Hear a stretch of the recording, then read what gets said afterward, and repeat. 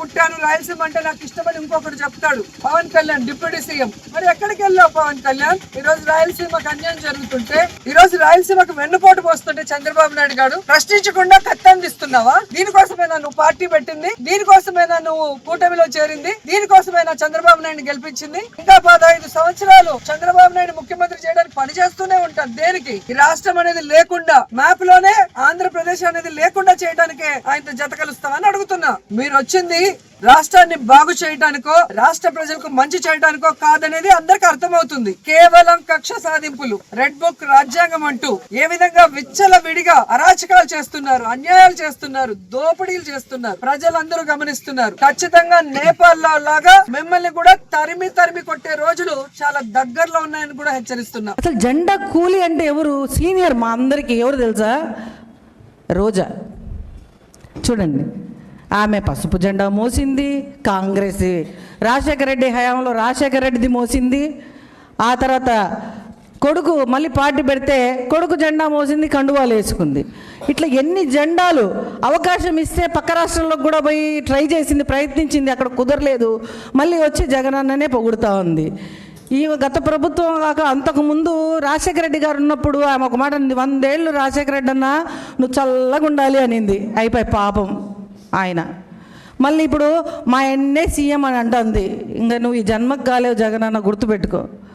నీకు ఫస్ట్ నేను చేయాల్సిన, నేను అడిగే విన్నపం మొదటగా జగనన్నకు కూడా చెప్తా ఉన్నా, జగనన్న ఈమెను ముందు పార్టీలోంచి తీసేయండి, లేకపోతే మీకు ఉండే పరువు కూడా పోతుంది, మిమ్మల్ని పట్టించుకునే దిక్కు కూడా ఉండరు. ఇట్లాగే మాట్లాడుతుంటే 11 సీట్లు కాదు, ఈసారి 11 కాదు కదా, 1 కూడా రాదు. ఈ రోజా నగరిలో తప్ప కొండ మీదకే ఎక్కువ సార్లు వచ్చిందని అక్కడ ప్రజలు అంటున్నారు. దేవుడి మీద భక్తితో రావట్లేదు రోజా. ఎందుకు వచ్చిందో ప్రజలందరికీ తెలుసు. మళ్ళీ నేను ఇక్కడ చెప్పబడలా, అందరికీ తెలుసు. జెండా కూలీలో సీనియర్ మోస్ట్ జెండా కూలీ ఎవరైనా ఉన్నారంటే అది రోజా. రోజా నువ్వు కదా రోజా జెండా కూలీ. మేమెప్పుడు మమ్మల్ని పవన్ కళ్యాణ్ గారు మమ్మల్ని ఎప్పుడు జెండాలు ఆ జెండా మోయండి ఈ జెండా మోయండి అని ఎవరికి చెప్పలేదు. ఎవరిని మీరు ఈ పని చేయండి ఆ పని చేయండి అని చెప్పలేదు. పవన్ కళ్యాణ్ గారు ఏ పని అయితే చేస్తున్నారో దానికి వెన్నంటి ఉండి ముందు నుంచి మా ఇక్కడున్న వీర మహిళలందరం కూడా మేము స్వచ్ఛందంగా పార్టీలోకి ఏ రాజకీయ అనుభవం లేకపోయినా మేము రాజకీయాల్లోకి వచ్చామే తప్ప మమ్మల్ని ఆయన ఇంట్లో ఉంటే తీసుకొని వెళ్ళలేదు. నీలాగా అవకాశానికి ఒక పార్టీ, ఇంకొక అవసరం తీరాక ఇంకొక పార్టీ, నువ్వు చంద్రబాబు నాయుడు గారు మహావీరుడు ధీరుడు అని పొగిడి ఆ రోజు జగన్మోహన్ రెడ్డిని ఎన్ని తిట్టావో అందరూ విన్నారు. ఈరోజు జగన్మోహన్ రెడ్డి గారి దగ్గరికి వచ్చి చంద్రబాబు నాయుడు గారిని ఎన్ని మాట్లాడుతున్నావో అందరూ చూస్తున్నారు. అదే రాజశేఖర రెడ్డిని ఎన్ని మాట్లాడినావో అందరికీ తెలుసు. ఇవన్నీ మనం మాట్లాడుకుంటే చాలా అసహ్యంగా ఉంటాయి. నీకంటే అవన్నీ అనిపించొద్దు. కాబట్టి నోరు అదుపులో పెట్టుకోవాలి, ఒళ్ళు నోరు అదుపులో పెట్టుకోవాలి. మొన్న ఈ మధ్య కాంట్రవర్సీ అయింది. అట్లాగా ఒళ్ళు అదుపులో పెట్టుకోవాలి, నోరు అదుపులో పెట్టుకోకపోతే చాలా కష్టాలు ఎదురవుతాయి. రోజా ఇది నువ్వు గుర్తుపెట్టుకోవాలి.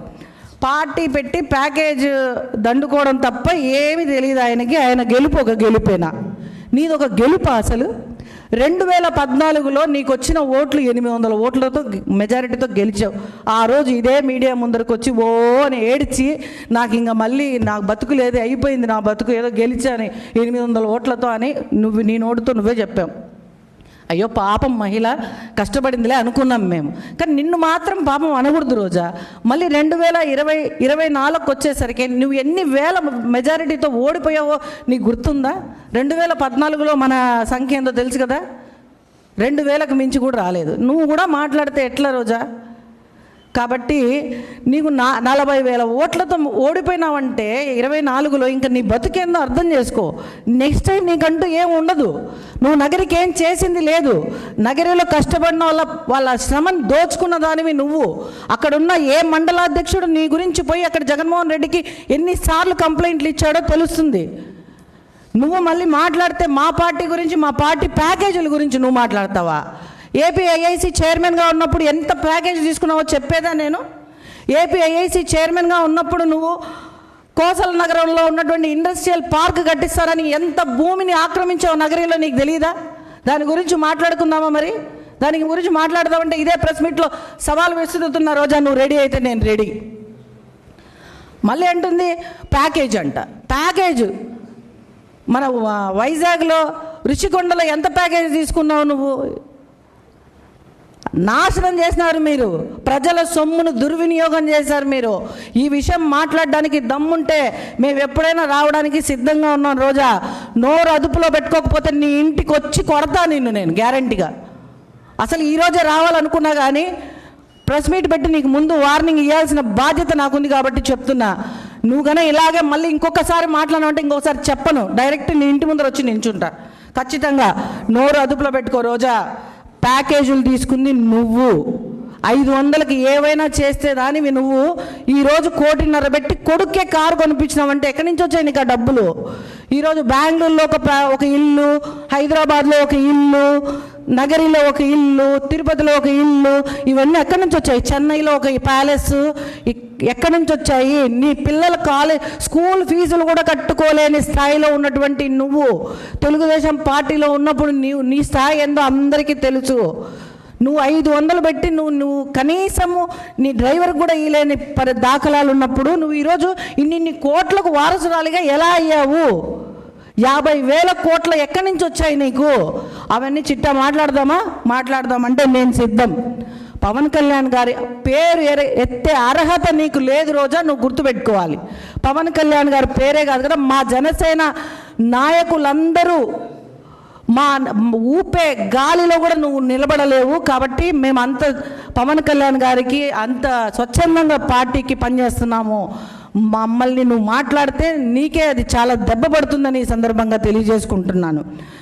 ఇంకపోతే మళ్ళీ మాట్లాడుతూ ఆయన గెలుపు ఒక గెలుపేనా, అక్కడ అంతా కుటుంబం అంతా వచ్చి ప్రచారం చేసింది, అంతా సినిమా వాళ్ళు వచ్చారు, అంతమంది చేస్తే కూడా ఆయనకి ఏం మెజారిటీ వచ్చింది అన్నట్టు మాట్లాడింది. అంత ఈవీఎం అంటుంది. నువ్వే ప్రచారాలు చేసుకొని అంతమందిని తీసుకొచ్చినారు కాబట్టి అన్ని ఓట్లు పడినాయి అంటావు. నువ్వే ఈవీఎంలు అంటావు. నీ గెలుపు ఈవీఎమా? 2014లో గెలుపు నీది ఈవీఎమా? 2024లో నువ్వు ఊడిపోయింది ఈవీఎం వల్ల అంటే మరి అప్పుడుది నిజమైతే ఇప్పటిది కూడా అట్లాగే అనుకో. నీ గెలుపు ఈవీఎంల ద్వారా నువ్వు గెలిచినావు అంటే ఇప్పుడు కూడా అదే అనుకో. నోరు అదుపులో పెట్టుకోకపోతే పళ్ళు రాలగొట్టి చేతిలో పెడతారు రోజా, జాగ్రత్తగా ఉండు. ఇంకొకసారి పవన్ కళ్యాణ్ గారి గురించి కానీ జన సైనికుల గురించి కానీ మాట్లాడావంటే నగరికే వచ్చి కొడతాను, జాగ్రత్త, నోరు అదుపులో పెట్టుకో.